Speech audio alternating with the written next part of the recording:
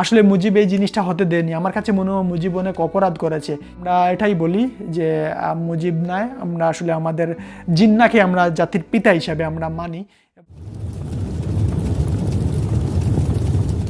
যারা নিজের জাতিসত্তাকে অস্বীকার করে, যারা জাতীয়তাবাদকে অস্বীকার করে, আমি এক কথায় এদেরকে বাঙ্গু বলে ডাকি। এবং এরকম বাঙ্গু আপনি সোশ্যাল মিডিয়াতে অনেক পাবেন। আমার ফলোয়ার, আমার ফ্রেন্ড লিস্টে অনেকেই আছে। আমি আসলে এদের সম্পর্কে বেশি কিছু বলবো না। তবে আমি আজকে বাকরুদ্ধ। আজকে আমি আপনাদের সামনে যে বিষয় নিয়ে কথা বলতে চাচ্ছি, আসলে ভিডিওটা দেখার পর থেকে নিয়ে গত কাল থেকে আমার কিছুই ভালো লাগতেছে না। এবং সত্যি বলতে কি, আমি নিজেকে কন্ট্রোল করতে আমার অনেক কষ্ট হচ্ছে। মানুষ কিভাবে পারে, আসলে আমরা আমাদের আগামী প্রজন্ম কিভাবে তৈরি করেছি এবং আমরা কোন পরিস্থিতির দেখে এগোচ্ছি আমি নিজেও জানি না। এবং কি ভয়ঙ্কর একটা প্রজন্ম আমরা তৈরি করেছি। এবং এই যে জেনজি নামক যে জেনারেশন অফ জিন্না, আমি বলি এদেরকে যে আসলে এরা জিন্নার প্রজন্ম। একটা কথা দেখেন, আপনি যে পাকিস্তান নিয়ে আপনারও ফোবিয়া থাকতে পারে, আমারও ফোবিয়া থাকতে পারে, অনেকেই ভালোবাসেন, অনেকে হেট করেন, এটা আপনাদের বিষয়। দেখেন, পাকিস্তানের যত নাগরিক আছে, আপনি যদি পাকিস্তানে যান, বাংলাদেশের মানুষ, আপনি যদি তাদের ফাদার অফ নেশন, আপনি যদি তাদের মোহাম্মদ আলী জিন্নার এগেনস্টে যদি কিছু বলেন, আপনি বাংলাদেশ থেকে যান, আপনার দাড়ি টুপি থাকুক আর আপনার যাই থাকুক, তারা আপনাকে ছাড় দেবে না, কখনো না, নেভার। আপনি যদি সৌদি আরবে যান, আপনি মিডল ইস্টের যে কোনো দেশে যান, প্রতিটা দেশের একটা জাতির পিতা আছে এবং তারা ওই দেশের জাতীয়তাবাদ, তারা ওই দেশের জাতীয় পতাকা, ওই দেশের সার্বভৌমত্বকে তারা অগ্রাধিকার দেয়। কিন্তু আমরা এমন একটা জাতি যারা আসলে নিজের জাতীয়তাবাদকে আমরা অস্বীকার করি। আমরা আসলে কোনোভাবে মানতে চাই না যে আসলে আমরা বাঙালি, এবং আমরা কখনো আসলে বাঙালি হিসাবে আমাদেরকে আমরা মানুষের সামনে, বহির্বিশ্বের সামনে আমরা উপস্থাপন করতে রাজি না। আমার এলাকাতে অনেকেই আছে যারা আসলে পাকিস্তানের ওই যে পাঠান টুপি আছে, তারা পাকিস্তানের পাঠান টুপি পরে নিজেদেরকে আসলে তারা পাঠান হিসেবে তারা রিপ্রেজেন্ট করার চেষ্টা করে। আমি অনেক সময় দেখেছি। আমি জানি না আসলে এই মানুষগুলোর মন মানসিকতা কীরকম হতে পারে। আমার 5 বছরের এই প্রবাসের লাইফে তো আমি আসলে বহু জাতের মানুষের সাথে চলাফেরা করেছি এবং বহু দেশের মানুষের সাথে চলাফেরা করেছি, যারা আমাকে বলেছে যে তুমি কোন দেশের মানুষ এবং তোমার ন্যাশনালিটি কি। আমি বলছি বাঙালি, এবং আমি এটা প্রাউডলি আমি বলতে পারি, আমি এটা গর্ব করে বলতে পারি। আমি আসলে কখনো বলবো না যে এইরকম একটা অবস্থা। আজকে দেখেন যে পরিস্থিতি, আমরা কোন ভয়ঙ্কর একটা প্রজন্ম তৈরি করেছি, যে প্রজন্ম শহীদ মিনার আজকে নিজের পা দিয়ে লাথি দিয়ে তারা সিনেমার স্টাইলে তারা শহীদ মিনার ভাঙতেছে। গত 2-3 দিন আগের কথা বলছি, যখন আসলে 20শে ফেব্রুয়ারি রাতে তারা আসলে সব কিছু আয়োজন করে কুমিল্লার 14 গ্রামে, আই থিঙ্ক গুণবতী কলেজের মতন একটা জায়গা সম্ভবত, ওই কলেজে আসলে শহীদ মিনার তারা ভেঙে ফেলে দুর্বৃত্তরা। এবং আমি জানি না আসলে আমরা কোন একটা প্রজন্ম, কাদের হাতে আমাদের দেশটা বর্তমানে জিম্মি, এবং কারা আসলে আমাদের দেশটাকে তারা পরিচালনা করতেছে এবং তাদের উদ্দেশ্যটা কি, তারা কি চায়, এই দেশটাকে আসলে তারা বাংলাদেশ হিসেবে রাখতে চায় নাকি বাংলাদেশ হিসাবে তারা বাংলাদেশের নাম, অস্তিত্ব, বাংলাদেশের কোনো কিছু তারা এই দেশে রাখতে চায় না। আমার তো খুবই সন্দেহ হচ্ছে, এবং আমি আসলে এই প্রজন্ম নিয়ে আমার বেশি কিছু বলার নাই। এক কথা আমি যদি বলি, এদেরকে আমি এদেরকে বেওয়ারিশ ছাড়া আমি কিছু বলবো না। এমন একটা অবস্থা যে তৈরি হয়েছে যে আসলে আপনি বাবা, আপনি জন্মদাতা পিতা, আপনার ছেলে যখন আসলে 18 বছর বয়স হয়েছে, তখন আপনার ছেলে আপনাকে বলতেছে যে আসলে আমি তোমার ছেলে না, আমার জন্মদাতা পিতা ওই পাশের বাড়ির একজন। তার মানে কি আপনার আর কোনো অস্তিত্ব থাকে বলেন?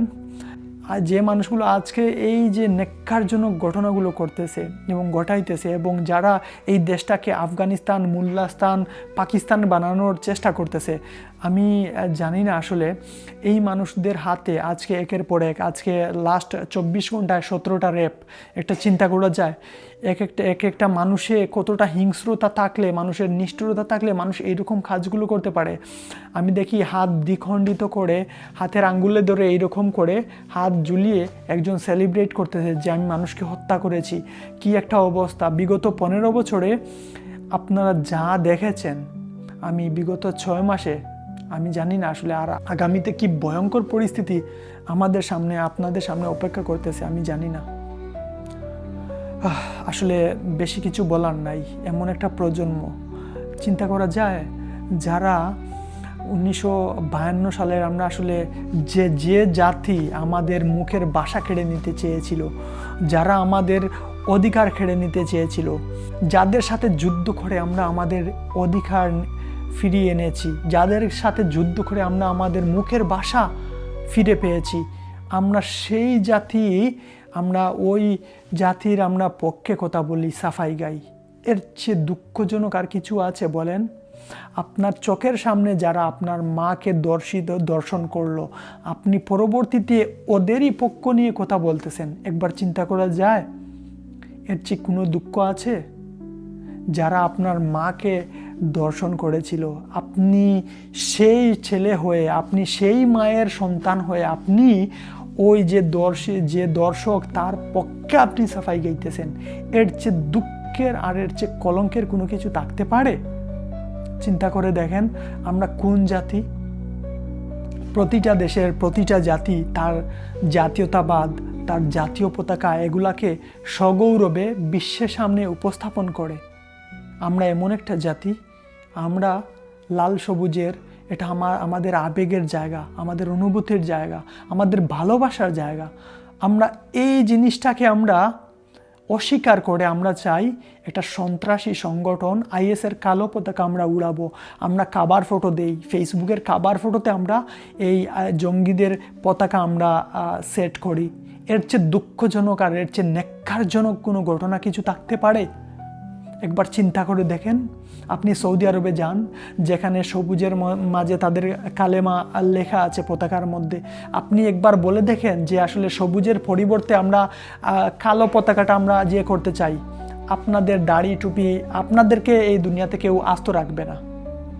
সব জায়গাতে বন্ডামি আর সন্ত্রাসী, উগ্রবাদী, জঙ্গিবাদী এই কর্মকাণ্ডগুলোকে আপনারা না বলুন, প্রতিরোধ গড়ে তুলুন এদের এগেনস্টে। এর বিকল্প কোনো কিছু নেই। আপনি সেফ না, আমি সেফ না, আপনার প্রজন্ম, আমার প্রজন্ম, কেউ নিরাপদ না এই দেশে। আপনি কাদের পক্ষে কথা বলবেন? ঘর থেকে তুলে নিয়ে ফিল্মি স্টাইলে মনে হয় যে রেপ করা হচ্ছে, এবং রেপ করে আসলে গণদর্শন করে সবাই আসলে সেলিব্রেট করতেছে। কি একটা অবস্থা একবার চিন্তা করা যায়?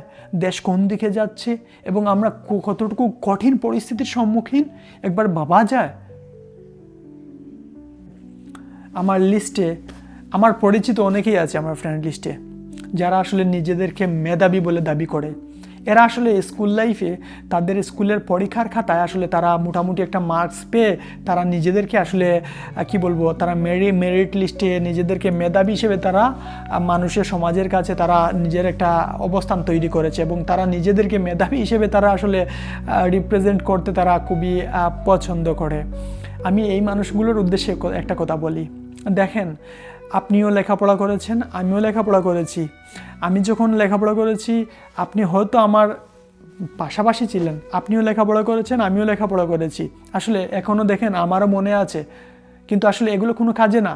এ কিউব বি কিউব বলেন, এ স্কোয়ার বি স্কোয়ার বলেন, এই সূত্রগুলো ফিজিক্সের সূত্র বলেন, অভিকর্ষ ত্বরণের মান বলেন, আপনি সোডিয়াম ক্লোরাইডের কেমিস্ট্রির যে কত, দেখেন আপনিও লেখাপড়া করেছেন, আমিও লেখাপড়া করেছি। A cube b cube, a square b square, sine theta cos theta, এগুলা সূত্র আসলে আপনি আমরা মুখস্থ করে বা আমরা পড়ে পরীক্ষার খাতায় আসলে আমরা A+ পেয়ে আসলে আপনি এ কিউব বি কিউব সূত্রটা আমরা বাস্তবিক জীবনে আপনি কোন জায়গাতে প্রয়োগ করেছেন বলেন? কোন জায়গাতে প্রয়োগ করেছেন? আমি সেই মানুষগুলোর উদ্দেশ্যেই কথা বলছি যারা আসলে নিজেদেরকে মেধাবী হিসেবে উপস্থাপন করার চেষ্টা করে। দেখেন এই যে 52-র ভাষা আন্দোলন, 69-এর গণ অভ্যুত্থান, 66-র 6 দফা, এই জিনিসগুলো আসলে আপনারাও মুখস্থ করেছেন, এবং মুখস্থ করে আসলে আপনারা হুবহু বই থেকে যা পড়েছেন হুবহু সেটা পরীক্ষার খাতায় লিখেছেন, এবং আপনারা হয়তো অনেকে ভালো মার্কস পেয়েছেন। কিন্তু একবার সেটা বোঝার চেষ্টা করেননি কেউ যে আসলে কেন এই 6 দফা উত্থাপিত হয়েছিল, এবং এই 6 দফার পেছনে কারণটা কি, এবং এটা কাদের স্বার্থে এটা এই 6 দফা উত্থাপিত করা হয়েছিল? দুইটা প্রদেশে আলাদা আলাদা ব্যাংক থাকবে, আলাদা মুদ্রা থাকবে, আলাদা ভাষা থাকবে। এই যে জিনিসগুলো 6 দফার মধ্যে আরও বিভিন্ন জিনিসগুলো উত্থাপন করা হয়েছিল, এগুলো কেন, কাদের স্বার্থে? আমার আপনার মতন বাঙ্গুদের জন্য একটা মানুষ উপস্থাপন করেছিল।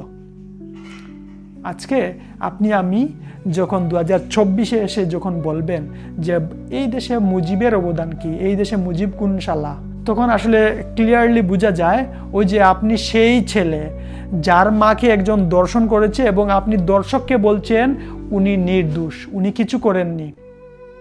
আপনি আপনার বাবাকে বলছেন তুমি আমার মাকে এটা করেছ।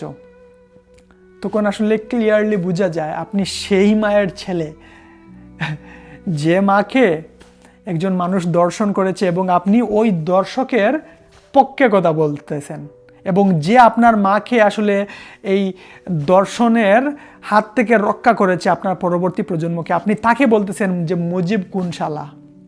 ফাইনালি একটা জিনিস আসলে উপলব্ধি করলাম, ওই যে বাঙ্গুদের কথা, যে বাঙ্গুরা বলে আসলে সব দোষ মুজিবের। হ্যাঁ, আমি এটাই তাদের কথাই বলছি। আমারও মনে হয় যে আসলে সব দোষ মুজিবের।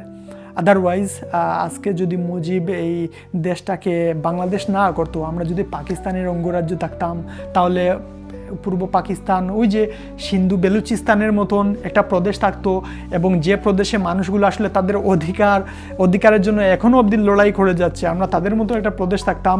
আমাদের স্কিন টোন আফ্রিকানদের মতন, আমরা ওই যে এই আফ্রিকানদের মধ্যে মাঝে মধ্যে যদি দুই একটা ফুল ফুটতো, সুন্দর সুন্দর কাদের মা বোন বাগ্নি থাকতো, যে পাঠানরা জোর করে ঘর থেকে তুলে নিয়ে যেত এবং কামটাম করে আসলে প্রেগনেন্ট করে আমাদেরকে দিয়ে দিত যে এই নেও তোমার মা বোন। আমরা আসলে সুন্দর একটা জাতি পেতাম, আমাদের মা বোনদের পেট থেকে নতুন আমাদের ভাই বোন, আমাদের বাগনা বাগনি এগুলা জন্ম হতো, যেগুলো আসলে ওই যে সুন্দর সুন্দর একটু কালার টোন ভালো থাকতো। আমরা আসলে এই জাতি থেকে আমরা একটু উন্নত জাতিতে আমরা আসলে নিজেদেরকে রূপান্তর করতে পারতাম। আসলে মুজিব এই জিনিসটা হতে দেয়নি। আমার কাছে মনে হয় মুজিব অনেক অপরাধ করেছে, এবং আসলে এই জাতি হিসাবে আসলে আমরা এটাই বলি যে মুজিব নয়, আমরা আসলে আমাদের জিন্নাকে আমরা জাতির পিতা হিসাবে আমরা মানি, এবং জাতির পিতা একমাত্র জিন্না। সো সব দোষ আসলে মুজিবেরই, এর চেয়ে বেশি কিছু বলার নাই। যাই হোক, সবাই ভালো থাকবেন। আজকে এই পর্যন্ত, আবার সুস্বাস্থ্য কামনা করি। আসসালামু আলাইকুম, গ্রেট টেক কেয়ার।